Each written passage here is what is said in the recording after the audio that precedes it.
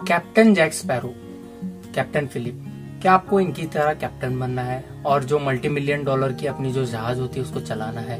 तो दोस्तों इस वीडियो में हम जानेंगे कि ये कैप्टन बनने का जो फर्स्ट स्टेप होता है, जो डीएनएस, इसके बारे में हम जानेंगे कि इसका क्राइटेरिया क्या है, इसका एलिजिबिलिटी क्या है, कौन कौन कर सकते हो। तो नमस्कार दोस्तों, सेलर ज्ञान में आपका स्वागत है। मैं आपका सेलर फ्रेंड शुभम। आज आया हूं एक नया टॉपिक लेके, तो लेट्स गेट स्टार्टेड।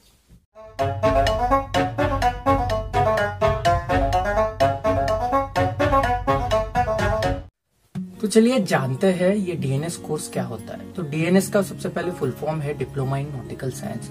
तो ये 1 ईयर का कोर्स होता है और ये जो 1 ईयर होता है ये 2 सेमेस्टर्स में डिवाइड होता है। तो जब आप 1 ईयर का कोर्स कंप्लीट करेंगे तब आप शिप में एज ए डेक कैडेट करके आप जा सकते हो। तो इसके बाद आपको 18 मंथ्स का सी टाइम लेना होता है। 18 मंथ्स के सी टाइम के बाद में आप एग्जाम के लिए एलिजिबल हो जाते हो। तो फिर आपको एग्जाम देना होता है, फिर आप 3rd ऑफिसर बन जाओगे, फिर आगे 2nd, फिर चीफ, फिर उसके बाद में आप कैप्टन बन सकते हो। तो ये तो था प्रोसेस कि कैसे डेक कैडेट से कैप्टन बना जा सकता है। अभी चलिए बात करते हैं थोड़ा कोर्स के डिटेल्स में कि कोर्स में कौन से सब्जेक्ट्स होते हैं, आपका एलिजिबिलिटी क्या क्या है। तो चलिए बात करते हैं। डीएनएस का जो कोर्स है उसमें जो सब्जेक्ट्स होते हैं उसके बारे में मैं थोड़ा आपको बताना चाहता हूँ। तो इसमें मेनली सब्जेक्ट्स होते हैं जैसे applied chemistry, applied maths, applied physics, maritime laws, communication skills, navigation. तो ऐसे बहुत सारे सब्जेक्ट्स होते हैं जो आपको सीखना पड़ता है। और आपको मराइन इलेक्ट्रिकल एंड टेक्नोलॉजी भी सीखना पड़ता है, क्योंकि अभी जनरेशन ऐसे तेजी से चल रहा है कि अभी सभी इलेक्ट्रॉनिक्स थ्रू ही ऑपरेट हो रहे हैं। तो आपको ये भी सीखना पड़ेगा। तो चलिए बात करते हैं एलिजिबिलिटी की कि आपको क्या एलिजिबिलिटी चाहिए। तो सबसे पहले आपको +2 चाहिए। जो मिनिमम क्राइटेरिया है वो है +2 चाहिए। उसमें आपको पीसीएम में मिनिमम 60% एग्रीगेट होना चाहिए। मिनिमम 60% ये सभी कॉलेजेस प्रेफर करते हैं। और अगर आपने बीएससी किया है, जैसे BSc bachelors of science in physics या फिर केमिस्ट्री या फिर मैथ्स, तो आपका फाइनल ईयर में 50% एग्रीगेट होना चाहिए। आप बीटेक करके भी ज्वाइन कर सकते हो, लेकिन वो आपको मतलब यूज नहीं आएगा, क्योंकि आपने 4 साल ऑलरेडी बीटेक में किया है। तो फिर से आप अगर 2nd ईयर के बेसिस पे जाओगे तो आपके मतलब वो 4 साल जो है आपके पास डिग्री तो रहेगी, लेकिन वो 4 साल की जो डिग्री है वो आप यूज नहीं कर पाओगे। तो ये आप पे डिपेंड करता है कि आप कौन सा डिग्री पे आप आना चाहते हो। मेरा सजेशन है कि अगर आपको मराइन इंडस्ट्री में उतरना ही है तो पीयूसी आपका जो +2 है उसके बाद में ही उतरिए, क्योंकि आपका टाइम सेव होगा और आपका ग्रोथ बहुत मतलब कम एज में आप बहुत अच्छे से ग्रोथ कर पाओगे। तो चलिए जानते हैं मेडिकल फिटनेस के बारे में। दोस्तों एक याद रखिए कि अगर आप डेक साइड ट्राई कर रहे हो, मतलब जो डीएनएस का है, तो डीएनएस डेक साइड आता है, तो इनमें आई साइड 6/6 परफेक्ट होना चाहिए, क्योंकि ये थोड़ा वेरिएशन भी टॉलरेट नहीं करते। क्योंकि आप ऊपर रहोगे तो आपको नेविगेशन वो सब करना पड़ता है, तो आपका आई साइट बहुत तगड़ा वाला होना चाहिए। और इसके साथ आपको कलर ब्लाइंडनेस और नाइट ब्लाइंडनेस नहीं होनी चाहिए। अगर आप कलर ब्लाइंड और नाइट ब्लाइंडनेस में मतलब अगर आपको वो है तो आप मर्चेंट नेवी में आ ही नहीं सकते। तो आप अगर ज्वाइन करने का सोच रहे हैं तो सबसे पहले ये दोनों टेस्ट करवा लीजिए।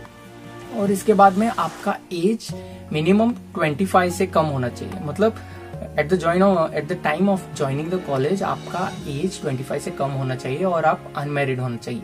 कोर्स खत्म करने के बाद अगर आपने शादी कर लिया तो कोई प्रॉब्लम नहीं है, लेकिन जब आप कॉलेज में एडमिशन के लिए जा रहे हो तब आप अनमैरिड होना चाहिए। तो चलिए जानते हैं इसकी फीस कितनी होती है 1 ईयर के कोर्स ड्यूरेशन के लिए। इसकी फीस दोस्तों रेंज करती है 3 लाख से 8 लाख पे। ये डिपेंड करता है कि आप कौन सा कॉलेज सिलेक्ट कर रहे हैं और कॉलेज का प्लेसमेंट्स का क्या सिनेरियो है और कॉलेज कितना रेप्यूटेड है। अगर आपने छोटे कॉलेजेस से किया, जो मतलब मान लीजिए कि 3 लाख उसकी फीस है, तो वहां पे आपको स्पॉन्सरशिप या फिर आपका प्लेसमेंट का कुछ गड़बड़ हो सकता है। तो आप ये सब देख के ही चूज कीजिए कि आपके लिए कौन सा कॉलेज सही है। तो चलिए बात करते हैं स्पॉन्सरशिप की। डीएनएस के लिए बहुत सारे कंपनी स्पॉन्सरशिप देते हैं। कंपनीज जैसे स्कॉर्पियो मरीन मैनेजमेंट या फिर विलियमसन, वेलम या फिर के लाइन या फिर डायनोकॉम टैंकर्स। तो आप इन कंपनीज के ऑफिस में जाके आपको एग्जाम देना होता है। एक कंप्यूटर बेस्ड टेस्ट होता है। वो टेस्ट अगर आपने क्लियर किया तो आपका एक फाइनल इंटरव्यू होगा। उसके बाद आपको स्पॉन्सरशिप मिल जाएगी। तो चलिए सबसे इम्पोर्टेंट बात करते हैं अभी कि सैलरी कितनी होगी, क्योंकि द मेन मोटो है जो सैलरी होती है सभी बच्चों की। तो सैलरी ये डिपेंड करता है कि आप कौन से टाइप के वेसल में हो।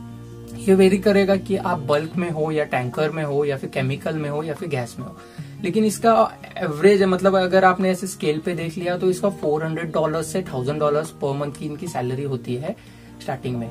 और जो डीएनएस का होता है तो आपने अगर डीएनएस करके गया तो आपको 18 मंथ्स सी टाइम चाहिए लगेगा आपके एग्जाम के एलिजिबिलिटी के लिए। तो दोस्तों चलिए अब बात करते हैं कि अभी इस टाइम में डीएनएस करना अच्छा है या नहीं, मतलब शुड वी ज्वाइन और नॉट। तो दोस्तों ये सब मतलब डिपेंड करता है कि आपको कैसा जॉब चाहिए, आपको कैसा वर्क चाहिए। क्योंकि डीएनएस का कैसे होता है कि आप पीयूसी के बेसिस पे, सेकेंड ईयर के बेसिस पे आप जा सकते हो। तो अगर आपको कम एज में अच्छा प्रोग्रेस करना है, मतलब आपका अगर 12th के बाद मोस्टली 18 या फिर 19 एज रहेगा, तो आप 1 साल लगेगा आपको डीएनएस के लिए, और आप 20 या फिर 21 एज तक आप शिप पे चढ़ जाओगे। लेकिन आपके जो फ्रेंड्स होंगे जो नॉर्मल कुछ भी इंजीनियरिंग या फिर कोई भी कोर्स कर रहे होंगे, वो 23 तक बिजी रहेंगे अपने कोई भी कोर्स में।